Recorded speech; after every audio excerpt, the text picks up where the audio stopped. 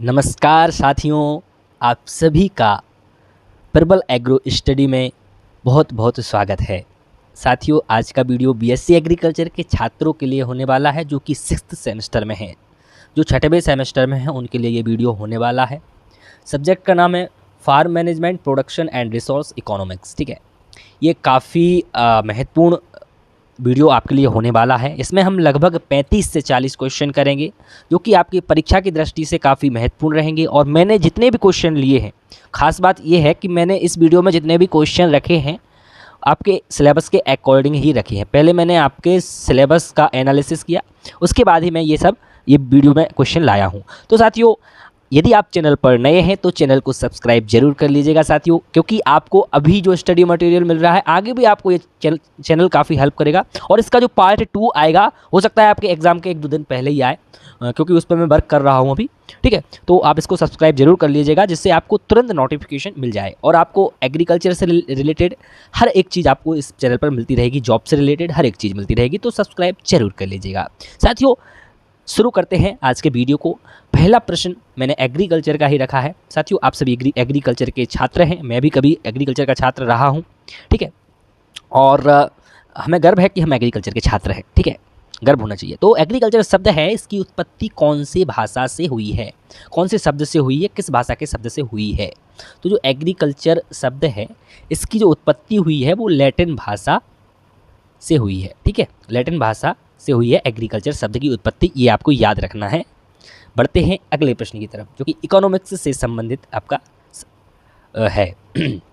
ये प्रश्न आपका जो है वो इकोनॉमिक्स से संबंधित है। इकोनॉमिक्स शब्द की उत्पत्ति हुई है, तो साथियों आपसे पूछा ये गया है कि इकोनॉमिक्स शब्द की उत्पत्ति किस भाषा से हुई है, ये पूछा गया है आपसे इसमें।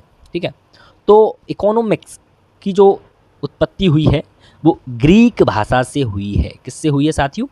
ग्रीक भाषा से हुई है, ये आपको याद रखना है। साथियों, मैं आपको एक चीज़ और बताना चाहूँगा कि यदि आप वीडियो देख रहे हैं साथ साथ में यदि आप नोट्स भी बनाते जाएं आपके वीडियो के साथ में, तो मैं आपको ये वादा करता हूँ, क्योंकि ये सब्जेक्ट ऐसा है इकोनॉमिक्स जो आप अभी पढ़ रहे हैं, इसमें आप जितना लिखेंगे समझेंगे उसको उतना समझ में आएगा। एक बार पढ़ने से थोड़ा टफ हो जाता है, आप इसको लिख लीजिए और फिर उसका रिविज़न कीजिए, तो आपको काफ़ी हेल्पफुल रहेगा। वीडियो भी आप दोबारा देख सकते हैं। ठीक है, किसी फॉर्म के भौतिक आदानों प्रदानों, ये यहाँ पे साथियों टाइपिंग मिस्टेक है, प्रधानों नहीं, यहाँ पे प्रदानों होगा। इसलिए कहते हैं कि वीडियो को पूरा देखना चाहिए आपको। कई बार ऐसा होता है कि पीडीएफ देख लेते हैं कि बस, तो कुछ मिस्टेक रहता है, तो ये मिस्टेक है। ये प्रधानों नहीं, यहाँ पे प्रदानों होगा, प्रदानों। किसी फॉर्म के भौतिक आदानों प्रदानों के बीच के संबंध को क्या कहते हैं? ठीक है, तो आदान प्रदान है, ये आदान प्रदान के बीच के संबंध को क्या कहते हैं? उसको हम उत्पादन फलन कहते हैं। क्या कहते हैं साथियों? उत्पादन फलन बोलते हैं, ये आपको याद रखना है। बढ़ते हैं नेक्स्ट क्वेश्चन की तरफ। अगला प्रश्न है, प्रमुख उत्पादन फलन का नाम क्या है? तो साथियों ये देखिए, आपको इसको लिख लेना है। इसमें मैं क्या ही समझाऊंगा आपको, क्या समझाने वाला कुछ है ही नहीं। मैं तो इतना कर सकता हूं कि आपके लिए क्वेश्चन छाट के लाया हूं बुक से, मतलब कई साइट से भी निकाले हैं मैंने क्वेश्चन। ठीक है, बड़ी बड़ी बुक्स रहती हैं, ठीक है, बुक से निकाल के लाया हूं आपके लिए। तो काब्डगलन इसका है। ठीक है, आंसर हो जाएगा काब्डगलन। तो आपको क्या करना है कि आपको ये सब चीज़ें नोट कर लेना है। मेरे हिसाब से यदि आप चलेंगे तो आपको नोट बनाना चाहिए। मैं पढ़ा रहा हूँ काफ़ी, किसी से भी आप पढ़ रहे हैं, यूट्यूब पर पढ़ रहे हैं, कहीं भी पढ़ रहे हैं, तो आपको शॉर्ट नोट बनाना चाहिए अपना, और जिससे कि आपको काफ़ी हेल्प मिलेगी। और साथियों, मैं डिस्क्रिप्शन बॉक्स में एक वीडियो मैंने बनाया है कि सेमेस्टर एग्जाम की तैयारी कैसे करनी चाहिए, कैसे करें। ठीक है, तो उसका लिंक दे दूँगा, तो वो आप ज़रूर देखिएगा, काफ़ी हेल्प आपको उससे मिलेगी। मैंने अपना पूरा एक्सपीरियंस में शेयर किया है। ठीक है, तो साथियों, फार्म प्रबंधन में प्रयुक्त एक आर्थिक सिद्धांत का नाम क्या है? तो जो फार्म प्रबंधन होता है, फार्म मैनेजमेंट बोलते हैं सेम इंग्लिश में, फार्म मैनेजमेंट में प्रयुक्त, इसमें जो यूज़ करते हैं, उपयोग करते हैं आर्थिक सिद्धांत, इसका नाम क्या है? ठीक है, तो प्रश्न को जरूर समझ लिया कीजिए साथियों। प्रश्न में क्या पूछा गया, उत्तर तो आप याद कर ही लेंगे। उत्पत्ति ह्रास नियम बोलते हैं। क्या बोलते हैं? उत्पत्ति ह्रास नियम। ठीक है, तो प्रश्न समझिए पहले, फिर उत्तर देख लीजिए। ठीक है, इसको आप नोट कर लीजिए। हर एक प्रश्न आपके लिए इंपॉर्टेंट है, आप डबल स्टार मार्क कर सकते हैं हर एक प्रश्न पर। ठीक है, कोई भी प्रश्न मैंने यहाँ वहाँ से नहीं उठाया है, आपके सिलेबस के अकॉर्डिंग उठाया है। ठीक है, प्रक्षेत्र कितने प्रकार के होते हैं? तो साथियों, प्रक्षेत्र फार्म को ही बोलते हैं। तो कितने प्रकार के होते हैं? व्यावसायिक फार्म, अनुसंधान फार्म, प्रदर्शन फार्म, ये 3 प्रकार के होते हैं। आपसे ऐसे भी पूछ सकता है कि प्रक्षेत्र कितने प्रकार के होते हैं, तो 3 प्रकार के होते हैं। और ये पूछ ले कि कौन कौन से होते हैं, तो आपको ये भी पता होना चाहिए। देखिए मैंने ये टाइप करके लाता हूँ मैं साथियों, कॉपी पेस्ट वाला काम नहीं है, लेकिन फिर भी मैं आपके लिए इतना मेहनत करता हूँ कि टाइप करके तीनों लेके आया हूँ, ठीक है। तो आपको आप भी इतना कष्ट कीजिए कि आप इनको नोट्स ज़रूर बना लीजिए, जिससे कि आपकी पेपर में काफ़ी हेल्प आपको मिल सके, ठीक है। औसत उत्पादन कैसे ज्ञात करेंगे? तो साथियों जो एवरेज प्रोडक्शन बोल सकते हैं इंग्लिश में, एवरेज प्रोडक्शन को आप कैसे निकालेंगे? तो जो कुल उत्पादन की मात्रा, मतलब औसत उत्पादन बराबर लिख सकते हैं हम एवरेज प्रोडक्शन बराबर कुल उत्पादन की मात्रा बटे उत्पादन साधन की कुल मात्रा, यानी total quantity of production upon total production resource, ठीक है, सोर्स बोल सकते हैं, रिसोर्स बोल सकते हैं। तो उत्पादन साधन की कुल मात्रा बटा ये इसका होता है, आप याद रख लीजिए बस लिख के, ठीक है, इतना ही करना है आपको। अब ये आपको समझने वाली चीज़ है, बहुत महत्वपूर्ण है ये, इसको ज़रूर आप नोट कर लीजिएगा। मैं आपसे रिक्वेस्ट करता हूँ सभी छात्रों से, जितने भी लोग ये वीडियो देख रहे हैं, ये आपको ये सब चीज़ें आपको यहाँ ही नहीं, आपको कॉम्पिटिटिव लेवल पे भी ये आपको काफ़ी हेल्प करने वाली हैं ये सब चीज़ें, ठीक है। तो आप ज़रूर इनको पहले देख लेते हैं। कृषि के प्रकार, कृषि के जोत के आधार पर कृषि के प्रकार हम देख रहे हैं। तो साथियों देखिए, सीमांत किसान, लघु किसान, तो आपको ये याद रखना है कि कौन सी कैटेगरी में किसको रखा गया है, जिसके पास इतनी भूमि है। ये है आपका किसान का नाम, कौन सा किसान है और उसके पास इतनी भूमि होती है, उसे हम ये किसान बोलते हैं, ठीक है। आपसे पूछ सकता है सीमांत किसान, तो 1 हेक्टेयर या इससे कम भूमि होती है तो उसे हम सीमांत किसान बोलते हैं, ठीक है। तो ये सब इसका आप स्क्रीनशॉट ले सकते हैं, या फिर आप इसको लिख लीजिए तो बहुत अच्छा रहेगा। मोबाइल में पढ़ने में मज़ा उतना नहीं आता है, ठीक है, लिख लीजिए, 1 मिनट लगेगा। आप सभी लिख रहे होंगे आशा करता हूँ। लघु किसान देखिए 1 से 2 हेक्टेयर भूमि होती है, लघु किसान बोलते हैं उसको। अर्ध मध्यम 2 से 4 हेक्टेयर भूमि होती है। मध्यम किसान 4 से 10 हेक्टेयर भूमि होती है। बड़ा किसान के पास 10 हेक्टेयर से अधिक भूमि होती है। तो साथियों ये, इससे आप मान के चलिए कि आपके एक क्वेश्चन तो आना तय है, लगभग आ सकता है, मतलब संभावना है आपके आने की। तो ये सब चीज़ें आपको याद रखना चाहिए। भारत में सीमांत किसान की संख्या कितनी है? साथियों सीमांत किसान को बोलते हैं मार्जिनल फार्मर बोलते हैं इंग्लिश में, ठीक है। थोड़ा सा इंग्लिश भी आप याद रखिएगा, मार्जिनल फार्मर्स बोलते हैं, ठीक है, फार्मर्स बोलते हैं। तो कितनी है? 67%। सबसे ज़्यादा हमारे यहाँ सीमांत किसान, यानी छोटे, सबसे जो जिन्हें हम सीमांत बोलते हैं, जिनके पास 1 हेक्टेयर से कम होती है भूमि, उनको हम सीमांत बोलते हैं। या 1 हेक्टेयर से ज़्यादा नहीं होनी चाहिए, बस कम होनी चाहिए, 1 हेक्टेयर तक भी चलेगी तो उनको हम सीमांत किसान बोलते हैं, ठीक है। जैसा कि हमने यहाँ पर देखा कि 1 हेक्टेयर या इससे कम भूमि, ठीक है, सीमांत किसान बोलते हैं। तो 1 हेक्टेयर भी हो सकती है, 1 हेक्टेयर से कम होती है, उनको हम सीमांत किसान बोलते हैं। और लगभग टोटल किसानों में से सबसे ज़्यादा संख्या, आप ऐसे भी पूछ सकता है आपसे प्रश्न, ऐसे पूछेगा कि भारत में सबसे ज़्यादा कौन से किसानों की संख्या है ज़्यादा? सीमांत किसानों की है। कितने प्रतिशत है? तो 67% है। ये भी आपको याद रखना है, ठीक है। तो प्रश्न कहीं से भी पूछा जा सकता है, आपको भी, आप भी प्रश्न बना सकते हैं ऐसे कि कहाँ से पूछ सकता है आप, ठीक है। भारत में कितने प्रतिशत किसानों के पास 10 हेक्टेयर से ज़्यादा ज़मीन है? तो भारत में कितने, मतलब ऐसे कितने % किसान हैं जिनके पास 10 हेक्टेयर से ज़्यादा ज़मीन है, या उनको हम बड़े किसान, लार्ज फार्मर बोलते हैं, लार्ज फार्मर जिनको हम बोलते हैं, LARGE, लार्ज फार्मर, ठीक है। तो कितने हैं? टोटल 4% है, यानी बहुत कम है, ठीक है। जो बड़े किसान हैं जिनके पास 10 हेक्टेयर से भी ज़्यादा ज़मीन है, तो वो केवल 4% ही हैं, ठीक है। तो सबसे कम है बड़े किसान, सबसे ज़्यादा हैं आपकी सीमांत किसान, जो जिनके पास की 1 हेक्टेयर से कम भूमि होती है। यदि कुल उत्पादन अधिकतम हो, कुल उत्पादन यानी टोटल प्रोडक्शन अधिकतम हो, तो सीमांत उत्पादन क्या होगा, ठीक है। तो आपका जो मार्जिनल प्रोडक्शन है वो क्या होगा? तो वो 0 होगा। टोटल उत्पादन जो है वो अधिकतम होगा, तो सीमांत उत्पादन आपका 0 होगा, ये आपको याद रखना है, 0 होगा। यदि सीमांत उत्पादन 0 हो तो कुल उत्पादन होगा, तो ये अधिकतम होगा। साथियों अब इसमें मैं इतना समय नहीं लूँगा समझाने में, अब इसको केवल ऐसे ही फैक्ट पूछ सकता है आपसे, तो इसको आप नोट ज़रूर कर लीजिएगा अपनी नोटबुक में। इसको जो ऐसे क्वेश्चन आते जा रहे हैं सबको आप नोट ज़रूर कर लीजिए, क्योंकि साथियों आप जितना नोट करेंगे आपको उतना ही ज़्यादा हेल्प मिलेगी, ठीक है। इसका मैं आपको मतलब विश्वास दिलाता हूँ। उत्पादन की लोच ज्ञात कैसे करेंगे साथियों? उत्पादन की लोच जो है, लोच बोले तो उसको इलास्टिसिटी बोलते हैं। तो उत्पादन की जो लोच है, उत्पादन की लोच को हम ज्ञात करते हैं सीमांत उत्पादन। उत्पादन की लोच बराबर इक्वल टू क्या होता है? उत्पादन की लोच बराबर सीमांत उत्पादन बटे औसत उत्पादन, ये होता है, ये आपको याद रखना है।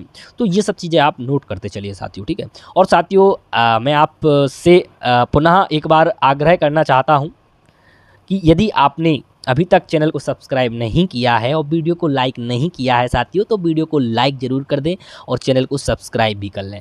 साथियों, आपको आगे भी बहुत सारी आपको स्टडी मटेरियल भी मिलता रहेगा इस पर आगे सभी सब्जेक्ट्स का। और आपको आगे जॉब से रिलेटेड कोई अपडेट आता है, कोई वैकेंसी आती है प्राइवेट गवर्नमेंट कोई भी, तो आपको इस पर आपको किया जाएगा, तुरंत सूचित किया जाएगा। आप सब्सक्राइब करके बेल आइकन को प्रेस कर लीजिए, आपको तुरंत सूचना दी जाएगी। कृषि उत्पादन अर्थशास्त्र को विज्ञान का व्यवहारिक क्षेत्र किसने कहा? तो जो कृषि उत्पादन अर्थशास्त्र है उसको विज्ञान का व्यवहारिक क्षेत्र किसने कहा था? तो इसका आंसर हो जाएगा प्रोफेसर ई.ओ. हेड ने कहा था। किसने कहा था? प्रोफेसर ई.ओ. हेड ने कहा था। आप इनको नोट करते जाइए साथियों। वीडियो को आपको पूरा देखना है, पूरा वीडियो देखना है एक ही बार में। ज़्यादा लंबा वीडियो नहीं रहेगा आपका, मुश्किल से 20-25 मिनट का रहेगा, ठीक है। तो ये आपका एक लेक्चर के बराबर है, पूरा लेक्चर आपको अटेंड करना है, ठीक है। और इसमें आपको काफ़ी कुछ सीखने को मिलेगा और काफ़ी प्रश्न आपको देखने को मिलेंगे आपके परीक्षा हॉल में, ठीक है। तो आप इसको याद रखिएगा। प्रक्षेत्र का लेखाबद्ध ब्यौरा क्या कहलाता है? तो जो प्रक्षेत्र यानी फार्म जिसको हम बोलते हैं, तो इसका लेखाबद्ध ब्यौरा को हम क्या कहते हैं, क्या कहलाता है बताइए? तो प्रक्षेत्र का जो लेखाबद्ध ब्यौरा होता है उसको हम प्रक्षेत्र अभिलेख या प्रक्षेत्र प्रलेख बोलते हैं। ये याद रखना है आपको। बढ़ते हैं अगले प्रश्न की तरफ। इनको आप नोट करते जा रहे होंगे, मैं आशा करता हूँ ऐसा, ठीक है। आप स्क्रीनशॉट ले लेना, नोट नहीं करना है, वरना मैं यही सजेस्ट करूँगा आपको कि आप इनको नोट करते जाइए, क्योंकि कॉपी पर लिखने से ही याद हो जाएगा आपको। स्क्रीनशॉट तो पड़े रहते हैं एक साइड कोने में आपके मोबाइल के, ठीक है। श्रम निवेश के लिए उत्पादन की कुल लागत का कितना प्रतिशत जाता है?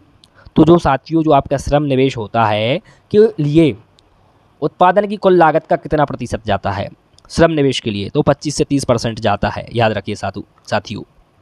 चलो अब बढ़ते हैं हम अपने अगले प्रश्न की तरफ बढ़ते हैं, ठीक है। बढ़ते हैं कृषि नियोजन का अर्थ है। तो साथियों कृषि नियोजन को जो अर्थ है वो है आपका फार्म बजटिंग होता है। कृषि नियोजन क्या होता है? तो आपका ये फार्म बजटिंग होता है, ठीक है। अब बढ़ते हैं हम अगले प्रश्न की तरफ बढ़ते हैं साथियों। जो अपना जो प्रबल एग्रो स्टडी चैनल है इसको आप ज़रूर सब्सक्राइब कर लेना, पुनः आपको बोल रहा हूँ मैं, ठीक है, क्योंकि मैं आपके लिए काफ़ी मेहनत कर रहा हूँ। मैं भी आपसे कुछ उम्मीद रखता हूँ कि आप भी इसको कुछ ना कुछ फॉर्म में हमें लौटाएंगे और शेयर करेंगे। इसको शेयर ज़रूर करना है साथियों, सभी छात्रों के पास ये वीडियो पहुँचना चाहिए। आप प्रॉमिस कीजिए आप कि आप इसको शेयर कर रहे हैं अभी, ठीक है। आपको शेयर करना चाहिए, मुझे बस यही चाहिए आपसे, बस कुछ नहीं चाहिए वापस। बस एक विनिर्माण उद्योग में आमतौर पर कानून लागू होता है। तो एक विनिर्माण उद्योग में आमतौर पर कानून कौन सा लागू होता है? तो लगातार वापसी का कानून आपका लागू होता है। साथियों यदि आपको कोई डाउट आता है तो आप कमेंट कर देना, मैं आपका रिप्लाई देने का पूरा प्रयास करूंगा जल्द से जल्द। और यदि आप मुझसे पर्सनली बात करना चाहते हैं तो मैं आपको अपने इंस्टाग्राम का लिंक दे दूँगा, पर्सनल अकाउंट का, तो वहाँ से आप मुझे फॉलो कर सकते हैं और मैसेज करके फ़ोन करके मुझसे बात कर सकते हैं, ठीक है। पूंजीवादी खेती में भूमि का स्वामित्व होता है। तो पूंजीवादी खेती में भूमि, ये भूमिका नहीं है, यहाँ पे स्पेस नहीं है, बीच में स्पेस करना था, भूमि का है ये। पूंजीवादी खेती में भूमि का स्वामित्व होता है। तो किसका होता है स्वामित्व? भूमि का अलग आएगा, यहाँ स्पेस आएगा भूमि के बाद, ठीक है। तो भूमि स्वामी का होता है और फैक्ट्री स्वामी का होता है पूंजीवादी खेती, इसको हम बोलते हैं कैपिटलिस्टिक फार्मिंग, इसको हम बोलते हैं। मिश्रित खेती में सकल कृषि आय में पशुधन का योगदान है। तो साथियों जो मिश्रित खेती है उसमें सकल कृषि आय में पशुधन का योगदान क्या है? तो मिश्रित खेती में पशुधन का जो क्या लिखा है, सकल कृषि आय में पशुधन का जो योगदान रहता है वो 10% रहता है, याद रखिए साथियों। सारे महत्वपूर्ण प्रश्न हैं, हर एक प्रश्न को आपको महत्व देना है। फार्म प्रबंधन की परिभाषा बताइए। साथियों जो फार्म प्रबंधन है उसकी परिभाषा आपसे पूछी है, तो मैं आपको बता देता हूँ, यहाँ से स्लाइड करके बता दूंगा, जूम आउट करूँगा तो छोटे छोटे आपको दिखेंगे नहीं। फिर फार्म प्रबंधन की जो परिभाषा है वो है एक फार्म के सफलतापूर्वक प्रबंधन की कला को, ठीक है, की कला को जिसे लाभांश के पैमाने द्वारा मापा जाता है। देखिए मैं एक बार इसको जूम आउट कर रहा हूँ, फार्म प्रबंधन कहलाता है, ठीक है। इसको आप नोट कर लेंगे क्या कहलाता है। ये आपकी ग्रे के अनुसार ये परिभाषा थी, ग्रे के अनुसार, ठीक है, वैज्ञानिक थे ग्रे, उनके अनुसार उन्होंने ये परिभाषा दी थी, उनके अनुसार परिभाषा ये मैंने लिखी है। कृषि की सफलता किस पर निर्भर करती है? भूमि व पूंजी के सकल व वैज्ञानिक प्रबंध पर। किस पर निर्भर करती है? भूमि व पूंजी के सकल वैज्ञानिक प्रबंध पर। ठीक है, महत्वपूर्ण प्रश्न है, हर एक प्रश्न महत्वपूर्ण है। हर एक प्रश्न पर मैं स्टार मार्क नहीं कर रहा हूँ, लेकिन हर एक प्रश्न आपका महत्वपूर्ण है। आप स्टार मार्क करके हर एक प्रश्न को अपनी पुस्तिका पर लिखेंगे, अपनी कॉपी पर लिखेंगे। ठीक है, प्रक्षेत्र प्रबंधन का मुख्य उद्देश्य क्या है? तो साथियों, जो प्रक्षेत्र प्रबंधन का जो मुख्य उद्देश्य है वो है कम लागत में अधिक उपज प्राप्त करना। क्या है? कम लागत में अधिक उपज प्राप्त करना, ये आपका प्रक्षेत्र प्रबंधन यानी कि फार्म मैनेजमेंट का मुख्य उद्देश्य है।